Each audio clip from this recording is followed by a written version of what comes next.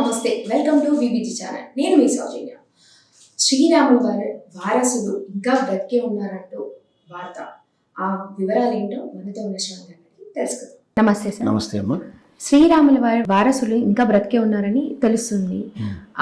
నిజంగా ఉన్నారా? అలా ఏంటి? ఆ వివరాలు ఏంటో మీ మాటలో చెప్పండి. దేవుడు ఉన్నాడా లేడా అనే వాదన కొందరు వాదిస్తూనే ఉన్నారు, లేడని కొందరు ఉన్నారు. ఎవరి నమ్మకాలు వాళ్ళది. అయితే ఇది చారిత్రక సాక్ష్యాల ఆధారాల ప్రకారం ఎవరు ఎవరన్నా కాదన్నా రామాయణం తాలూకు కొన్ని గుర్తులు మన చరిత్ర సాక్ష్యాలుగా దొరుకుతూ ఉన్నాయి. ఆ తర్వాత శ్రీకృష్ణుని తాలూకు కాలం నాటి జ్ఞాపకాలు కానీ చరిత్ర సాక్ష్యాలు కొన్ని దొరుకుతున్నాయి.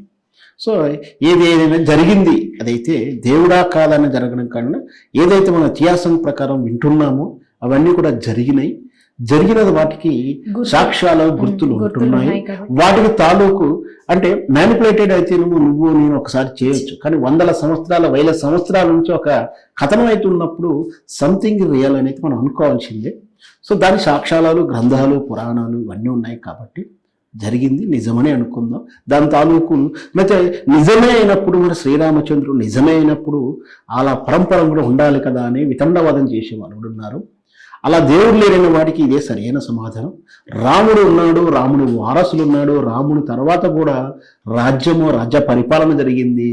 ఆ తర్వాత పరంపర జరుగుతూనే వంశము ఈనాటికి కూడా ఉన్నారు. వాళ్ళు ఈనాటికి కూడా రాజవంశీయులుగానే గుర్తింపబడుతున్నారు. ఈ వివరాలు ఎప్పుడైతే సాక్ష్యాధారాలతో చెప్పగలిగినప్పుడు ఇప్పుడు అయోధ్య రామ మందిరానికి కూడా అది కోర్టులో గెలవడానికి ఉపయోగపడింది. ఆ రాముని వారసులు ఉన్నారని తగినటువంటి హేతుకమైనటువంటి సాక్ష్య రూపంలో పెట్టడం బట్టి మనకు రామ మందిరంలో తీర్పులో ఉపయోగించినటువంటి విధానం అది. అయితే మరి ఎవరా రాముడు వారసులు అంటే జైపూర్ రాజవంశానికి చెందిన దియా కుమారి గారు మేము రాముని వారసులము అంటూ ఎప్పుడైతే ప్రకటించిందో అప్పటి నుంచి రాముడి వారసులు ఉన్నారా ఏంటి అని చర్చ ప్రారంభమైంది.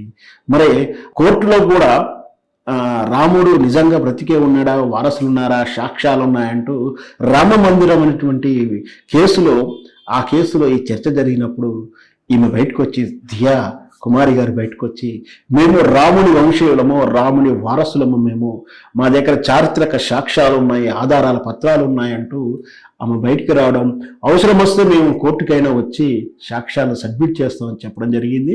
వీళ్ళు చెప్పినటువంటి ఆధారాల ప్రకారం ఇప్పుడు రియా కుమారి గారి వంశీయులు అంటే వాళ్ళ రియా కుమారి గారి తండ్రి గారు భవానీ సింగ్, రాజా భవానీ సింగ్ జైపూర్ సంస్థానం యొక్క రాజా భవానీ సింగ్ 307వ తరము రామునికి అంటే రాముడి తర్వాత రాముడి నెక్స్ట్ తరము లవకుశవుడు.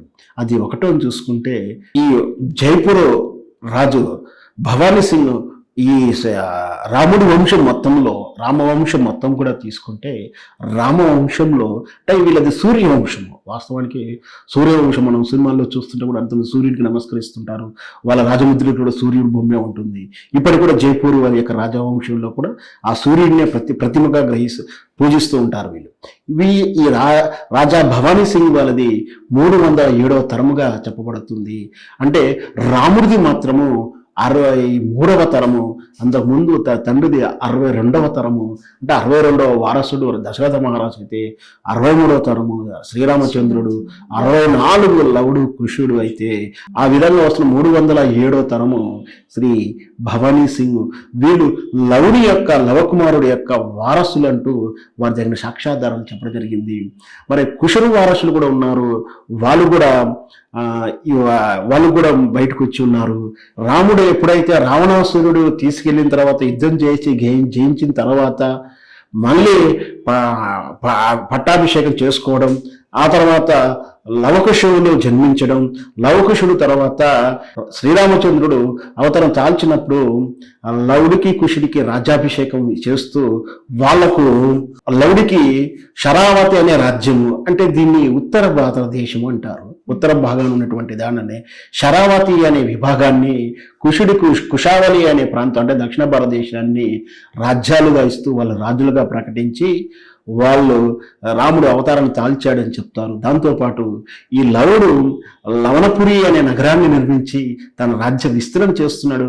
ఆ లవణపురి క్రమేపీ లాహోరుగా మారిందని ఒక కథనం ఉంది. అలా ఈ రాజవంశం అంటే లవుడి యొక్క రాజవంశమును పరంపర పరిపాలిస్తూ ఈ రోజు కొనడం తోటి దియాకుమారి నిరూపణతోటి రాముడు వారసుడు బ్రతికే ఉన్నారని చెప్పవచ్చు. ఈ విధంగా శ్రీరామచంద్రుడు సాక్షాత్తు శ్రీరామచంద్రుడి వారసులు ఈ రోజు కూడా మనం జైపూర్కి వెళ్తే చూడవచ్చు. Okay, thank you sir. Thank you. విన్నారు కదండి, శ్రీరాములు వారి వారసులను ఇప్పటికీ జైపూర్లో వాళ్ళ వారసులను మనం చూడొచ్చు. మరిన్ని వార్తలతో మీ ముందుంటాం.